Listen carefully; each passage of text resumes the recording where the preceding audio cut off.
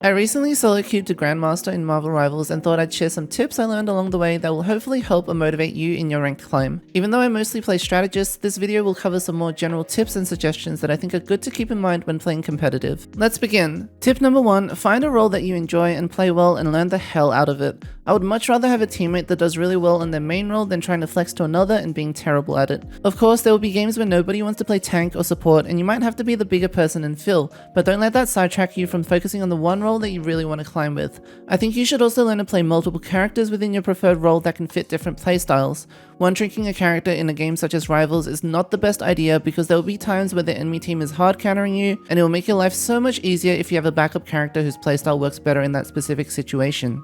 Tip number 2, understand what is and isn't in your control and minimize the amount of energy you spend focusing on things outside of your direct influence. I know this can be hard to do, especially when you get teammates that seem to be working for the enemy team and doing everything in their power to make you lose, but logically there's no benefit from directing negative attention towards any of that. This includes the outcome of your games. There's a 40-30-30 rule that many coaches talk about in competitive gaming where basically you can expect 30% of your games to be either automatic wins or automatic losses no matter what, and the remaining 40% to be decided by you and how you play. The idea is that spending mental effort on games where your team simply gets outplayed despite you performing well individually is not useful. Your focus should be on what you can improve and do better to maximize your team's chances of winning. You may not feel that maintaining this mindset directly improves the quality of your matches, but blocking out unnecessary noise will go a long way to helping you maintain focus on playing better and reducing the mistakes you make. Tip number 3, and this is probably one of the more practical ones, take the time to understand as many heroes, their abilities, and their playstyles as possible.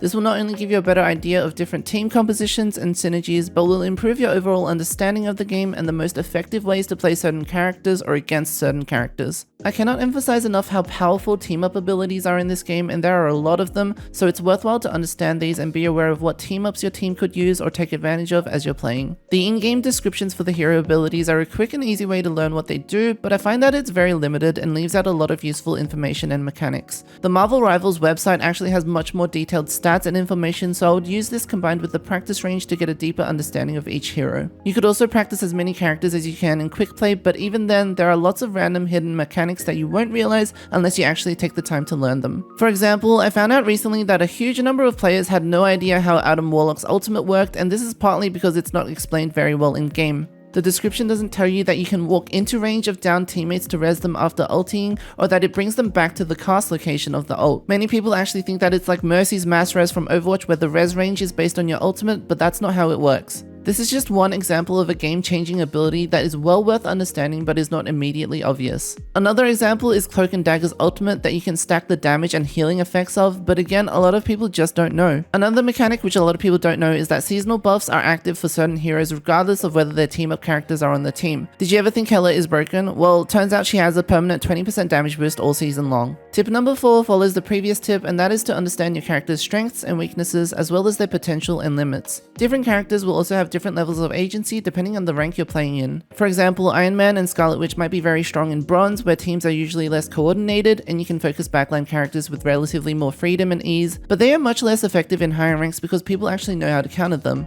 Also, understand that the higher you climb, the more meta does sadly matter, and certain team comps will have better synergies than others. A lot of high-ranked players are now running Hulk and Iron Man because of their team-up, which allows Iron Man to do insane amounts of damage, and this works extremely well against players that don't know how to mirror or counter it. This becomes even more important when hero bans are introduced above Diamond. Tip number 5, use voice chat. Unfortunately, the voice chat system in Marvel Rivals is still terrible and very buggy, but I would still recommend using it as much as possible. Even if you don't talk, just listening to and paying attention to comms helps with playing better as a team. I know a lot of you guys, including myself, hate the thought of talking and coordinating with random people online, but sometimes this can make a huge difference. This becomes even more important for heroes when nobody seems to understand what their abilities do. As a Cloak and Dagger player myself, I've had to constantly tell my teammates to play my bubble and ultimate for healing because they seem to be allergic to it for whatever reason, and this actually helped me to win a lot of key team fights. I have an ult here. Playing it.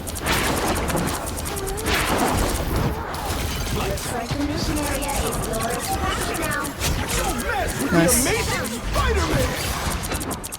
If you are shot calling and actively comming, try your best to make useful callouts and keep the comms clear. I've seen lots of people make callouts that aren't useful or just plain misleading, such as saying enemies are 1 health when they still have half their health bar, and this is not what you want to do. This leads me to tip number 6, track abilities and ultimates as much as you can, especially if you are playing support or any character that isn't directly engaging the enemy and has an easier time keeping tabs on them. Tracking and communicating when key abilities and ultimates have been used or are about to be used will give your team more time to react and increase your chances of winning. For example, if you're playing Lunar Snow and the enemy team has a Magneto, you'd want to mentally note whether or not the Magneto has his ult because he could potentially one-shot you. This goes for your team's ultimates as well. Say your team has both Luna and Mantis. In most situations, you don't want to be using both ults at the same time, so it'd be useful to call out which ult you want to use first. Another thing to remember is that ult charge carries over to the next round in capture point maps. If you know your team is losing a point, do not try to contest at the last second and pop your ult, as it's better to save it for the start of next round. Tracking abilities is definitely not easy at first, but it will become more intuitive the more you play, so try to enforce this habit as much as you can. Tip number 7, play above and beyond your rank. If you want to climb, you need to be putting in 110% into every game, and eventually you'll see more wins than losses. If you're just playing average or at the same level as the rest of the lobby, then you're probably at the rank you should be in and shouldn't expect to climb much higher. To give you an example, from my experience as a support main, you can't just be in the backline spamming heals and expecting that to be enough to win, even if you end up with the highest healing numbers. Finding opportunities to pressure, do damage, and provide utility are just as much your job, and you need to be doing this better than the enemy supports. Also remember, don't overanalyze stats or let it tilt you, because they are just numbers at the end of the day and may not paint an accurate picture of what is actually happening in game. Tip number 8, positioning is key. Just like other hero shooters, positioning is hugely important in Marvel Rivals and goes hand in hand with your general game sense and mechanical skills. It doesn't matter if you have great aim if you're constantly out of position and feeding kills to the enemy team. How and where you position will also depend on what role and character you're playing, the map, as well as what team composition the enemy team is running. In general, tanks should be in the front line with the DPS behind them and the supports in the back line. Of course, this could change. For example, if the enemy team is very dive heavy and your supports want to play closer to the tanks for that extra peel. Unfortunately, there's no hard and fast rule to good positioning, but you should aim to minimize the amount of times you die during a match.